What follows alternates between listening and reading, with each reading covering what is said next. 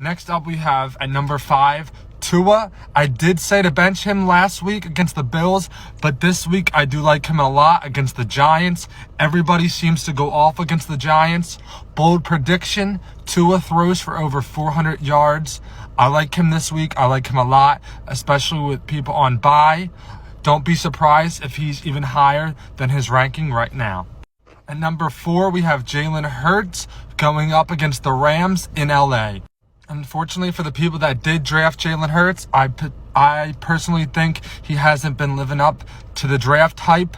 The Eagles are asking him to pass a lot more and run a lot less, which isn't good for fantasy, but it is good for him in the long run. I do think he's still a top 5 quarterback with all the weapons he has around him.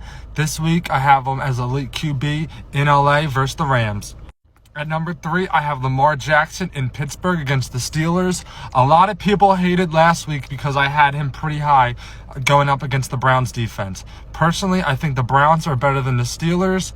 I think this is going to be a blowout for the Ravens with Kenny Pickett out and Mitch Trubisky starting. I love the Ravens this week. I love Lamar this week. I wouldn't be surprised if he finished as a QB1 overall this week. Number 2, we have Josh Allen, who's playing the Jags in London. The only thing that's holding me back is them traveling to London and him and the Bills being affected by it. Obviously, he's one of the best QBs in the league when he's not turning over the ball. I think he's going to torch the Jags if they can adjust to the London, the atmosphere, the time travel, and everything like that.